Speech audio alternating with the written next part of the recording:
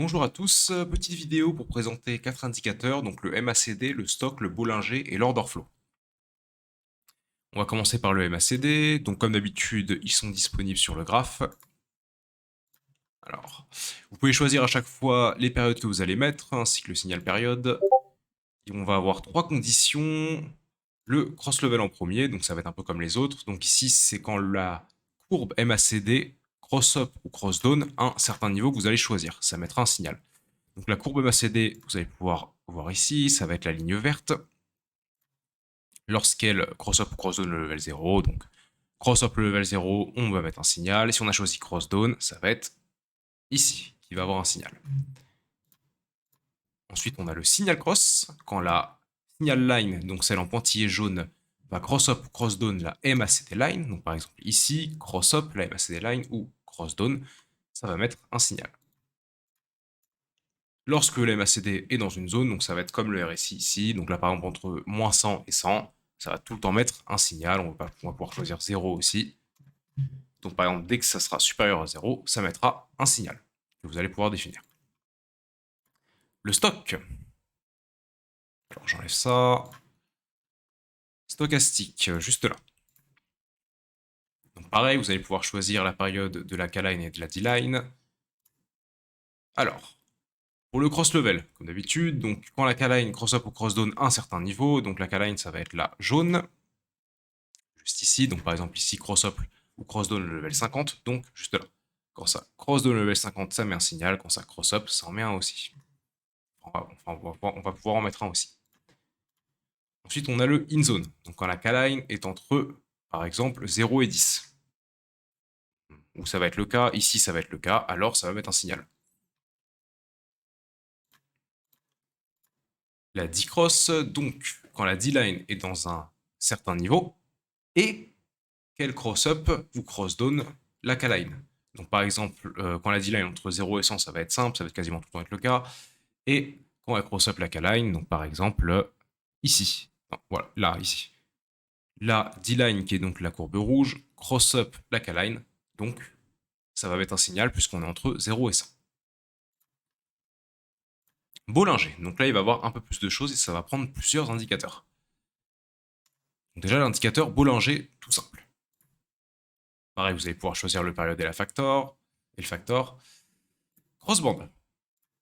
Donc quand ça cross up ou cross down, l'upper band, lower band ou mid band. Donc upper band c'est celle-ci, c'est la verte. Mid band ça va être la jaune et lower band ça va être la rouge.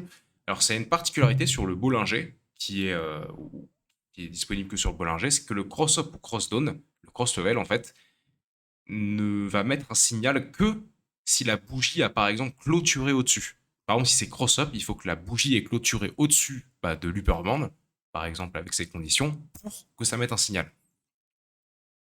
Et par exemple, si c'était cross-down, il faut que ça clôture en dessous. Si c'est cross-down l'upper band, alors il faut que la bougie ait clôturé en dessous. Donc par exemple ici, celle-ci, la bougie bear a clôturé en dessous de l'upper band pour mettre un signal.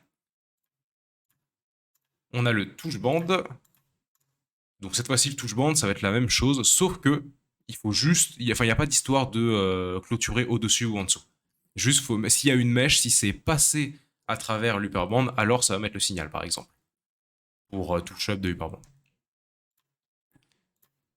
Ensuite, on a le cross pourcentage band. Alors, ça va prendre un autre indicateur que Bollinger.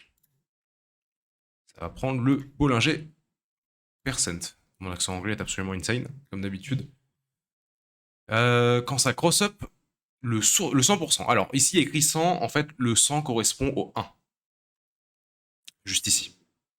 Donc, par exemple, quand ça cross up le 100%, alors ça place un signal. Quand ça cross down le 100%, alors ça place un signal, parce qu'on peut aussi le faire. Vous pouvez faire, bien sûr, du négatif aussi. Moins 25, par exemple. Ça peut aller en dessous. Ensuite, on a le band de distance. Donc, pour cet exemple, quand l'upper band est au-dessus de prix à une certaine distance, par exemple à 1% du prix, alors on va pouvoir passer un signal. Vous allez pouvoir choisir ça avec la lower band, mid band, et différents pourcentages du prix jusqu'à 10%. Et au-dessus et en dessous. Il en reste un, normalement, si je dis pas de bêtises, c'est ça, Hack in Zone. Donc pareil, ça c'est un autre indicateur. Ça va être la Bollinger Hack. Voilà. Donc, quand le prix est au-dessus de l'indicateur hack, là, vous allez pouvoir choisir la période ainsi que le facteur. Donc, pouvoir le voir sur le prix, vous allez pouvoir choisir ici.